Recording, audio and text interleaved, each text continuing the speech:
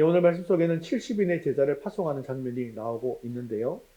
우리가 12제자의 파송, 이것은 굉장히 익숙하잖아요. 그런데 70인의 제자 파송이라고 하는 것은 별로 익숙하지가 않은 생소한 사건입니다. 이것은 사복음서 중에 누가복음에만 유일하게 기록되어 있기 때문이죠. 그런데 심지어 이 12제사의 12제자의 파송 사건과 이 70인 제자의 파송 사건이 이 9장, 10장에 걸쳐서 기록되어 있고 그 내용도 비슷하다 보니까 어떤 분들은 같은 사건인데 혹시 누가가 잘못 기록한 것은 아닌가 이렇게 생각하는 사람들도 있었습니다. 그런데 오늘 말씀 1절에 보면 따로 70인을 세우셨다. 이렇게 따로라는 말이 분명하게 기록되어져 있기 때문에 각자의 사건이 맞는 것이죠. 물론 이 기록에도 따로라고 되어 있지만 이 사역 시기도 서로 다른 것을 보면 이것이 각각의 사건인 것을 알 수 있습니다. 이 12제자의 파송 사건은 우리가 잘 아는 바와 같이 갈릴리 사역하는 도중에 파송한 것입니다. 그런데 이 70인 제자 파송은요, 이 중기인 갈릴리 사역과는 다르게 이 후기 사역인 유대 사역 시기에 파송한 것이기 때문에 또 엄연히 다른 사건이라고 이야기할 수 있습니다. 예수님 당시의 종교 지도자 중에는 랍비라고 하는 사람들이 있었습니다. 그들은 오늘날의 이 목사들처럼 하나님의 말씀을 가르치는 이 교사의 역할을 감당하던 사람들이었는데요. 한 곳에 정착해서 가르치는 그런 랍비가 있었고 유랑에서 다니면서 가르치는 그런 랍비가 있었습니다. 예수님은 그 당시에 랍비로 불렸는데 어떤 랍비에 속하는 것일까요? 유랑에서 다니시는, 그래서 가르치시는 랍비에 해당되는 것이었죠. 하지만 예수님은 랍비로 불리는 것을 원하지 않으셨습니다.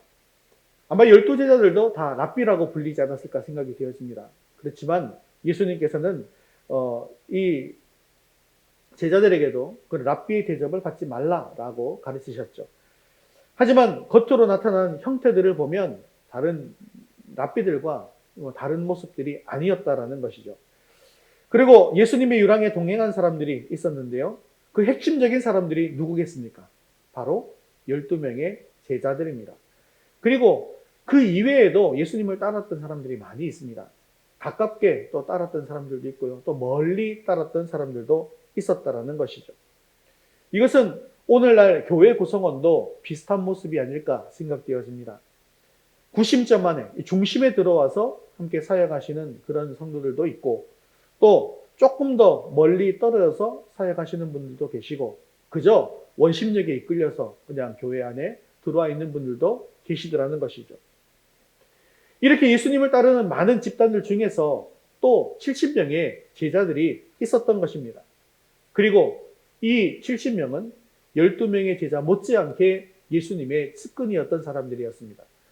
그들이 예수님에게서 12제자와 같은 내용에 속하는 그런 명령을 받게 되었고 수행하게 되었다라는 것을 보면 이들도 엄청난 예수님의 측근이다라는 것을 알 수가 있는 것이죠.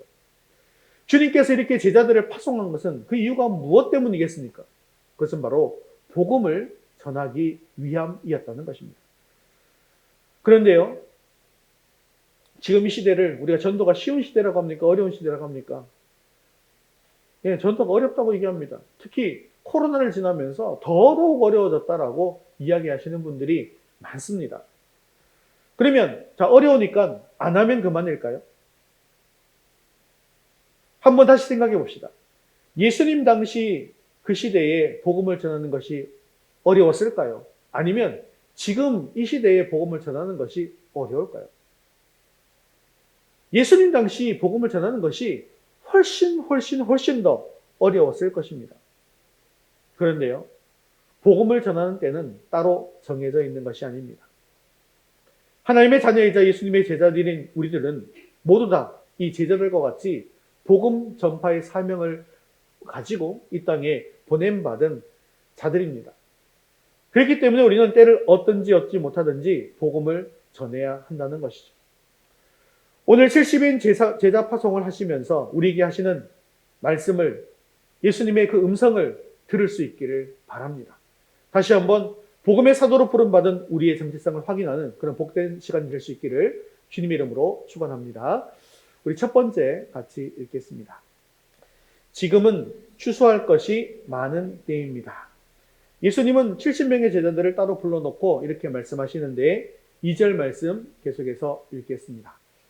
이르시되 추수할 것은 많되 일꾼이 적으니 그러므로 추수하는 주인에게 청하여 추수할 일꾼들을 보내주소서 하라. 아멘. 지금 예수님께서는 70명의 제자를 파송하면서 지금 때가 어느 때다라고 얘기하는 것입니까? 추수할 때이다 라고 이야기하고 있습니다. 추수는요, 곡식의 결실을 거두는 행위이죠. 그리고 농사의 마지막입니다. 농부는요, 무엇 때문에 농사를 짓는 것입니까? 추수를 하기 위해서 농사를 짓는 것입니다. 추수할 것이 적거나 추수할 것이 없다고 한다면 그의 농사는 실패한 것이죠. 그와 반대로 추수할 것이 많다라고 하면 그의 농사는 성공한 것입니다. 왜 그렇습니까? 이것은 바로 추수가 바로 농사의 목적이고 농사의 결과이기 때문입니다. 그런데요, 이런 추수의 모습은 구약에서 어떻게 묘사되고 있냐면 종말의 모습으로 자주 소개되고 심판의 모습으로 소개되는 것을 볼 수가 있습니다. 미가에 보면 이스라엘을 조롱하고 괴롭히는 이방인들을 타작마당에 모아서 심판한다라고 이야기하고 있습니다. 타작마당에서 뭐 하는 거예요? 막 이렇게 후드려 패는 것이죠. 그래서 타작마당에서 심판한다. 또 이사야는요, 농부가 과실을 추수해서 모으는 것처럼 이스라엘을 모으겠다라고 말하는 것을 볼 수가 있습니다. 그래서 추수한 곡식들은 어디로 가는 거예요? 곡간으로 가는 거예요. 이게 어디일까요? 천국으로 간다는 거예요. 그러면 추수가 다 탈곡이 끝난 나머지는 다 어디로 가는 걸까요? 불구덩이 속으로 들어가는 거죠.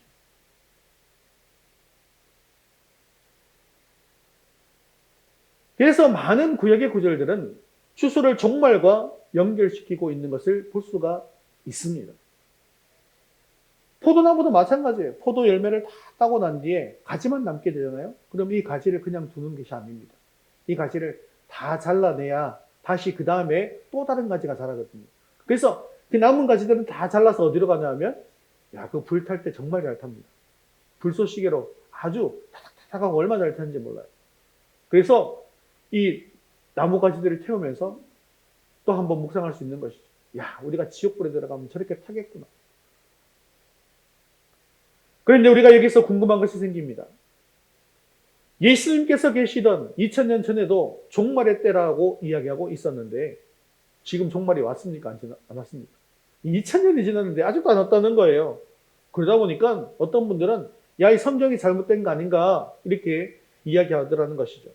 하지만 이것은 오해입니다. 왜냐하면 성경이 말하는 종말에 대한 이해가 부족하기 때문이죠.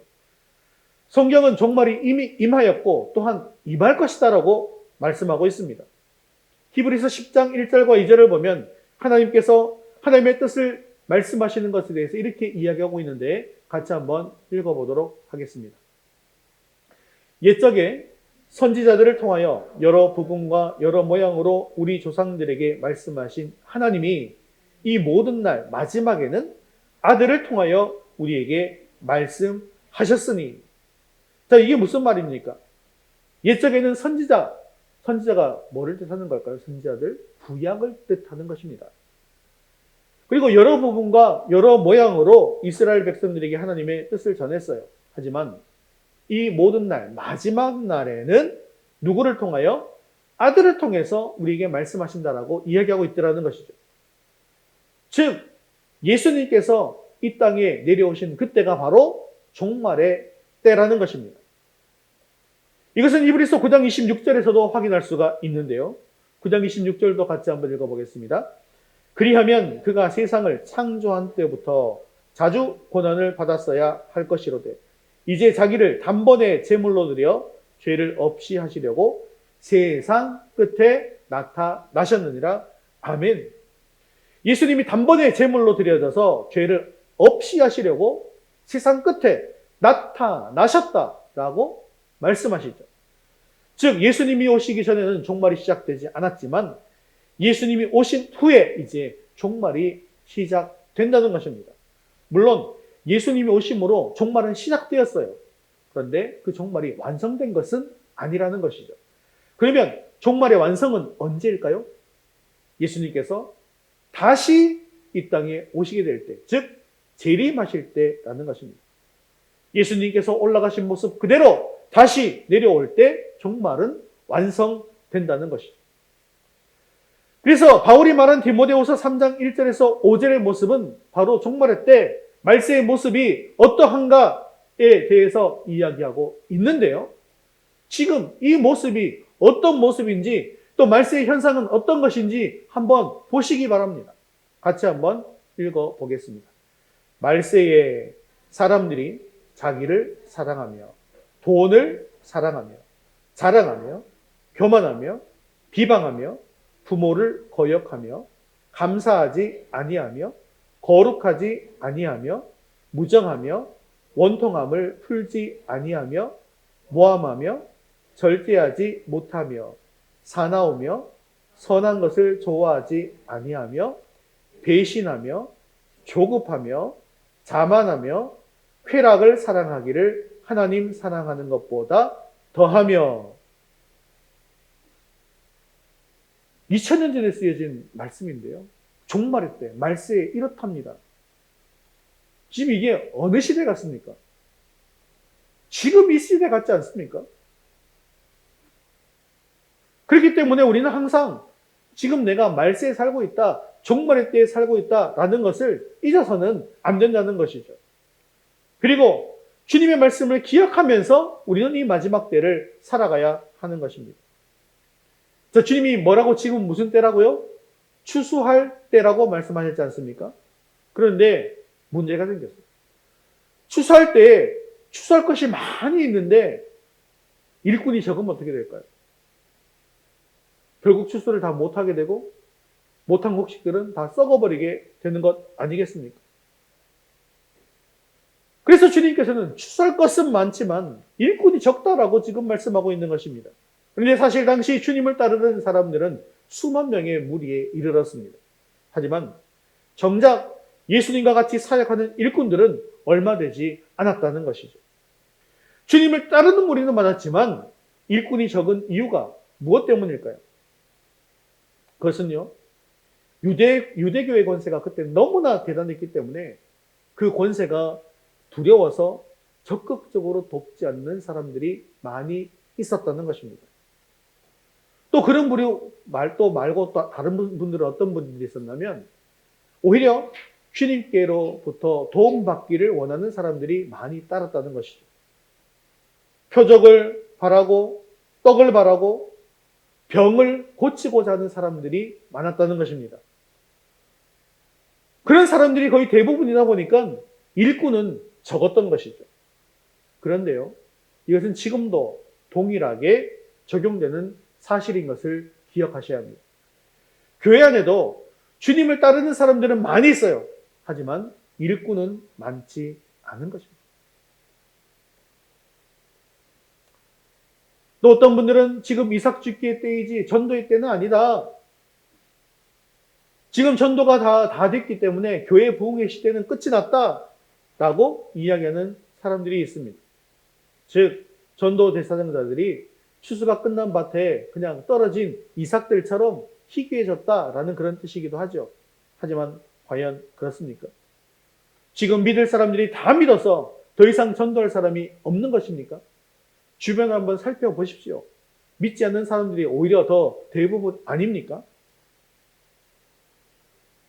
코로나를 지나면서 교회 이야기 꺼내는 것, 교회 가자는 것, 교회 가는 것, 이런 것들이 더 꺼려지는 분위기가 되지 않았습니까?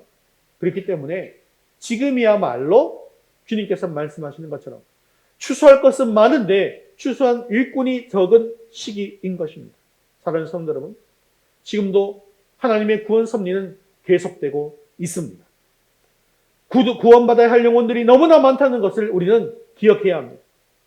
이 땅의 모든 사람들이 다 구원받아야 할 대상이라는 것이죠. 하나님의 구원 섭리는 주님이 오실 그날까지 계속 되는 것입니다. 그리고 주님께서 지금 이 시간 기다리고 있는 것은 추수할 일꾼들입니다.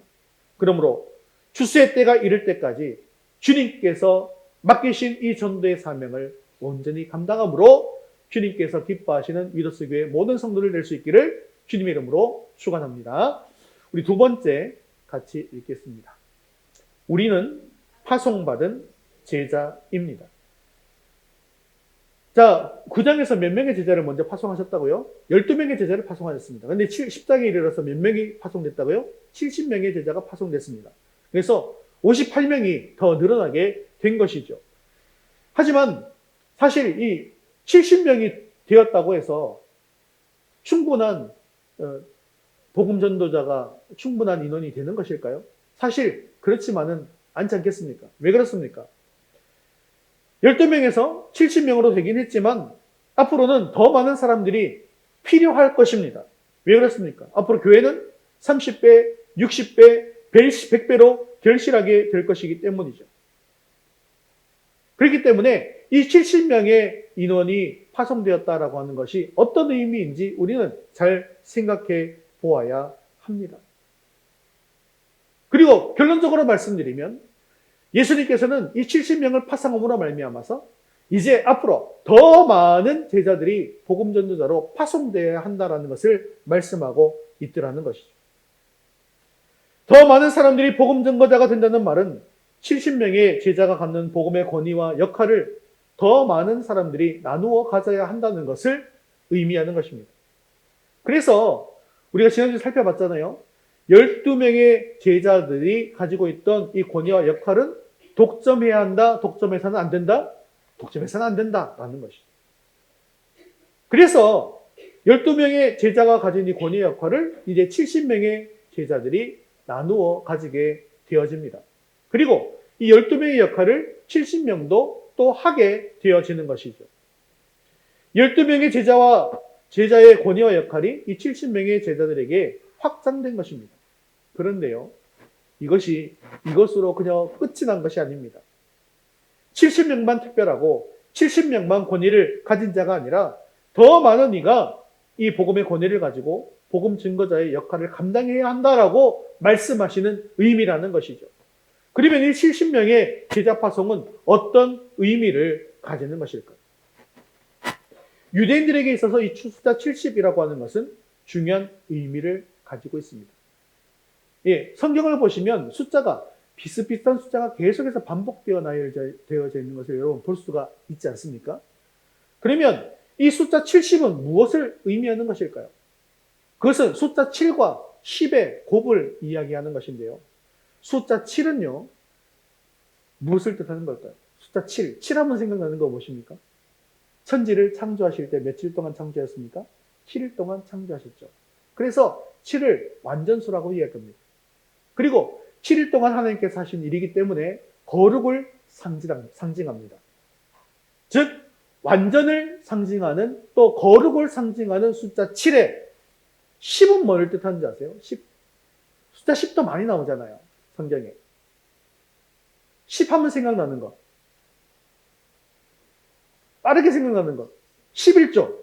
자, 11조는 뭐라 그랬죠?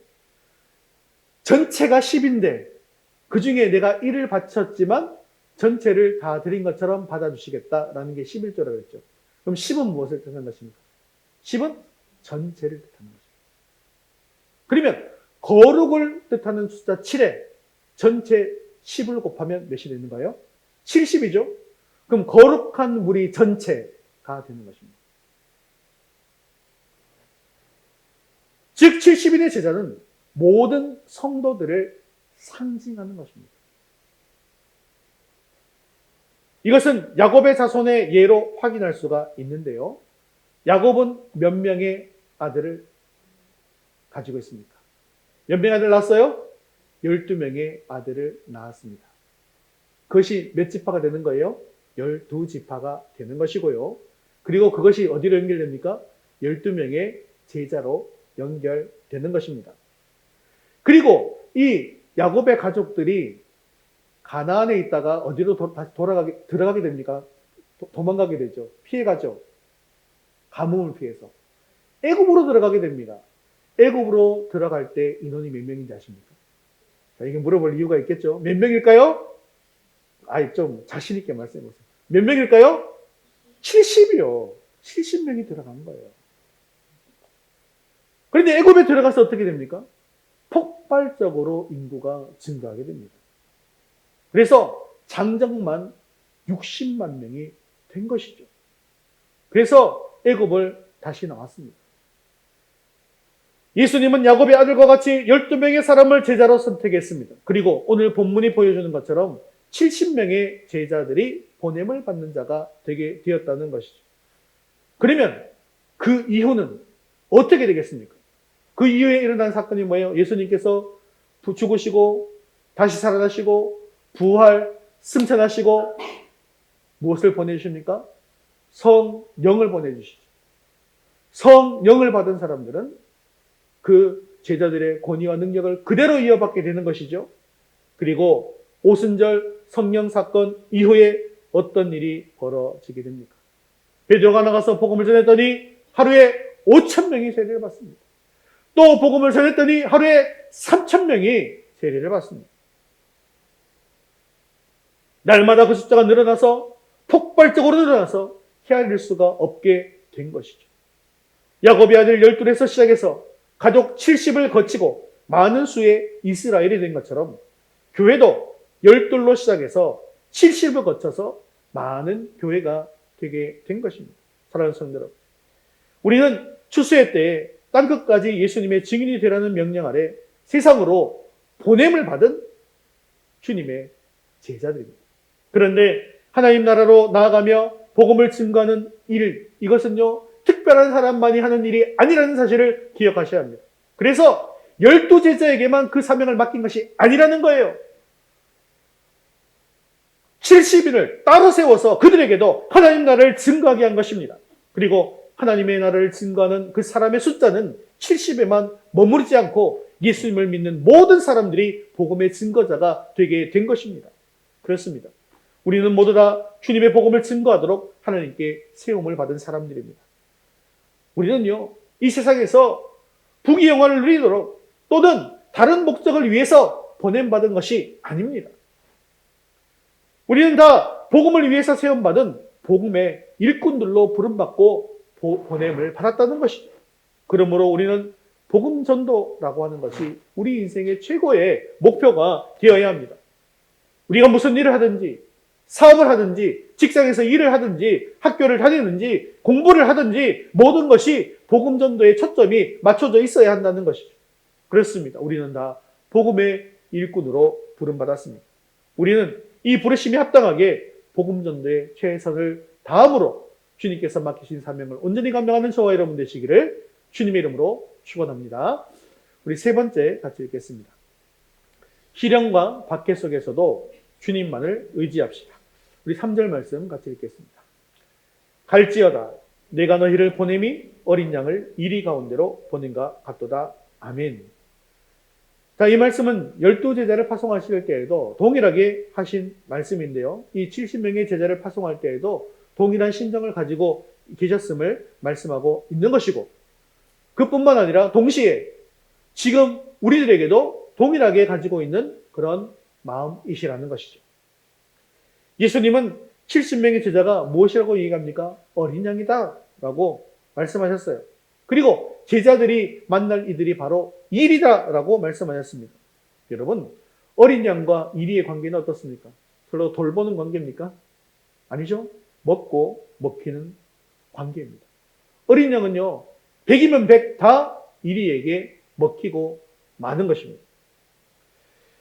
죄악과 거짓 습과 위선으로 가득 찬 이 세상은 복음을 전하는 자들에게 있어서는 맹수가 우글거리는 정글과 같은 곳이다라는 거예요. 그러다 보니까 복음을 들고 세상을 향하는 제자들은 이 땅에서 시련과 박해를 피할 수가 없는 것입니다. 성도들 가운데는 하나님만 믿으면 이 세상에서 행복한 일만 생기고 어떠한 고난도 없을 것이다 라고 생각하는 경우가 있습니다. 그런데 그렇습니까? 그렇지 않습니다. 성도들은요, 하나님을 믿기 때문에 오히려 악한 세상에서 시련과 핍박을 당하는 것입니다. 실제로 예수님을 믿는 사람들은 예수님 그 당시에 극심한 핍박과 박해에 시달렸습니다. 7 집사 중에 하나였던 스데반 집사님 어땠습니까? 예수님 복음 증거하다가 어떻게 되었어요? 돌에 맞아서 생명을 다했습니다. 교회를 박해하다가 예수님을 믿게 된 바울이 있었죠. 그런데 이 사람도 예수님 전하니까 어떻게 됩니까? 옥에 갇히고 매를 맞고 여러 번 죽을 뻔하였습니다. 사도들은 어떻습니까? 자, 사도들이 복음을 전하니까 교회가 어떻게 성장했어요? 아까 말씀드렸잖아요. 막 5,000명, 3,000명, 10,000명 막 이렇게 막 성장하지 않습니까? 그러면 사도들은 뭐 지금으로 따지면 목사님들과 다름이 없잖아요. 그러면 10,000명 교회, 20,000명 교회 목사님이 된 거예요. 그런데 그분들은 그 교회에서 호의호식하지 않습니다. 나아가서 복음을 증거합니다. 그러다가 어떻게 합니까? 말씀하시는 것처럼 시련과 박해를 피하지 못하고 결국 목숨을 바쳐서 복음을 전하다가 순교하시지 않았습니다. 그러므로 예수님의 제자라고 한다면 복음을 전하면서 당하는 이 시련과 핍박은 각오해야 한다는 것입니다. 사실 시련과 핍박은 성도가 진실된 믿음을 가지고 있다라고 하는 증거가 된다라고 요한복음 15장 19절도 이야기하고 있는데요. 같이 읽겠습니다. 너희가 세상에 속하였으면 세상이 자기의 것을 사랑할 것이나 너희는 세상에 속한 자가 아니요 도리어 내가 너희를 세상에서 택하였기 때문에 세상이 너희를 미워하느니라. 사랑하는 성도들, 예수님의 제자의 삶은 이처럼 맹수들이 우글거리는 정글 속에서 살아가는 삶과 같은 것입니다. 하지만 결코 이것은 이상한 일이 아니라는 것이죠. 예수님께서 먼저 그 길을 가셨기 때문에 그 제자들도 그 길을 따라서 가는 것입니다. 이미 제자들은 예루살렘을 향해서 가시는 예수님에 대한 그런 사람들의 반응을 다 경험했습니다. 사람들이 예수님을 배척하는 모습도 다 보았습니다. 예수님이 십자가의 길을 걸어가시면서 모진 고통과 핍박을 당하시고 십자가에 달려 죽으시는 것도 다 보았습니다. 그러므로 앞으로 당연히 내가 복음을 전하다 보면 이런 일을 당할 것이다 라고 생각할 수 있지 않겠습니까? 그런데도 예수님께서는 제자들에게 무엇이라고 명령하십니까? 갈지어다.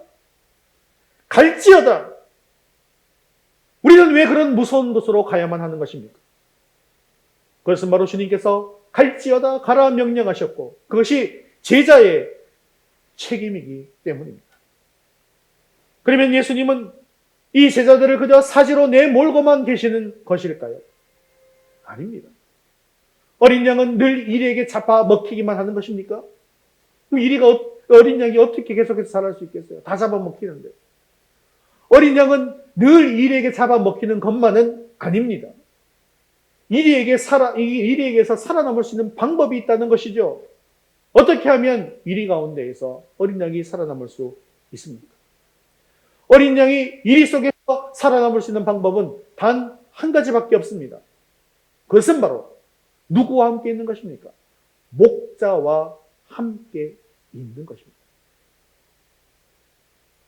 목자는 막대기와 돌팔매를 가지고 이런 무기들을 가지고 이리가 다가오면 이리를 다 물리칩니다. 어린 양을 보호합니다. 즉 목자의 보호를 받으면 된다는 거예요. 그러면 양이 내가 이리로부터 이리에게 이기기 위해서 어린 양이 매일 팔굽혀펴기하고 막 헬스하고 무도를 닦아서 하면은 이리를 이길 수 있습니까? 하지도 않겠지만 그렇게 해가지고 이길 수가 없는 것이잖아요. 없잖아요. 그죠? 그렇기 때문에 양에게 있어서는요, 중요한 건 이게 내가 얼마나 강해질 수 있는가 이게 중요한 것이 아니라는 거예요. 중요한 것은요, 강하시고 능하신 목자의 보호를 받는 것, 이게 중요하더라는 겁니다. 그래서 그 목자를 믿고 그 목자와 함께 있는 것, 이것이 중요하더라는 거예요. 그래서 예수님은 이어지는 말씀에서 이 양 같은 일꾼들이 어떻게 목자이신 하나님을 의지하고 일해야 할 것인가에 대해서 말씀하고 있는 것입니다. 그것이 바로 4절의 말씀인데 4절에 보면 이렇게 말씀하시죠. 같이 읽겠습니다. 전대나 배낭이나 신발을 가지지 말며, 즉 아무것도 가지지 말며. 이것은 무엇을 뜻하는 것입니까? 내 것은 의지하지 말고, 내 능력 의지하지 말고 철저하게 하나님의 능력을 의지해라. 철저하게 목자 대신 주님만을 의지해야 한다는 것입니다. 그렇습니다. 우리는 어린 양과 같이 한없이 부족합니다. 그것이 사실입니다.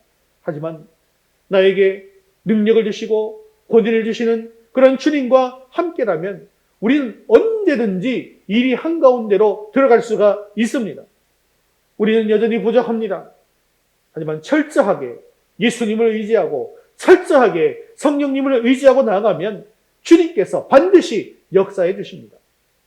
이렇게 70인의 제자들과 같이 오직 주님만을 의지하고 전도에 힘쓰므로 말미암아서 이 종말의 때, 마지막 때에 믿는 사람들이 많아지고 또 주님 앞에 나아가는 일이 많아지는 그런 놀라운 역사가 일어나게 되어지기를 주님의 이름으로 축원합니다.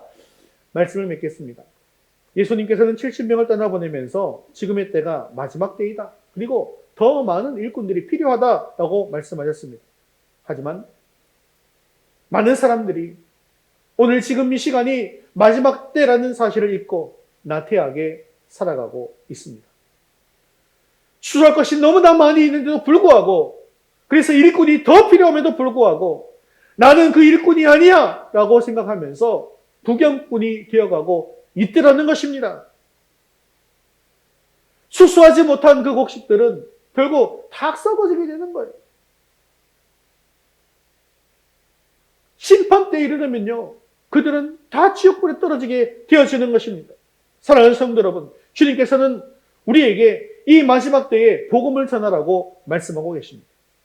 지금껏 내 가족들에게 또는 내 주변의 사람들에게, 내 친구들에게 쑥스러워서, 혹시나 내가 이야기했지만 거절을 당할까 봐 두려워서, 또는 내가 이렇게 이야기하면, 복음을 전하면 핍박당할까 봐 전하지 못했다고 한다면 다시 회개하시고 돌이키시기를 바랍니다. 다시금 그들을 붙들고 기도하십시오. 그리고 그들에게 복음을 전하시기를 바랍니다.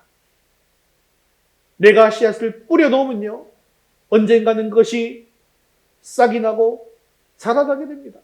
그리고 결국 열매를 맺게 된다는 사실을 기억하시기를 바랍니다. 지금 나는 씨앗을 뿌린다고 생각하셔야죠. 우리가 전도하는 데 좀 더 쉽습니다. 또는 내가 건축을 하는데 내가 벽돌을 하나 쌓는다는 그런 마음으로 전도를 하시면 전도하는 것이 훨씬 더 쉽습니다. 그렇게 우리는 농사를 지어가는 거예요. 건축을 해 나가는 것입니다. 물론 마지막 때 누가 열매를 따게 되겠죠. 따는 사람이 나일 수도 있고요, 다른 사람일 수도 있습니다. 우리는 씨를 뿌린다라고 생각하시면서 여러분들, 그래서 지금 우리가 포스트잇 전도지든지 아니면 우리가 물티슈 전도지든지 아니면 그냥 전도지든지 이것을 하나 나누어 주시는 것도 여러분 전도가 되는 거예요. 그것으로. 그렇게 하시면서 그냥 나눠주시다가 그러다가 또 입술로 예수 믿고 천국 가세요. 또는 우리 교회 함께 나가볼까요? 이렇게 전해가는 것입니다. 사랑하는 성도 여러분, 주님께서 파송하신 이 70인의 제자가 바로 나다라는 사실을 기억하십시오. 70인의 제자가 누구라고요? 바로, 다시요. 70인의 제자가 누구라고요? 바로, 다시요. 70인의 제자가 바로 누구라고요? 바로 나다! 예, 그 사실을 기억하시고 추수의 때에 복음을 힘있게 전함으로 주님의 기쁨이 되는 저와 여러분 되시기를 주님의 이름으로 축원합니다.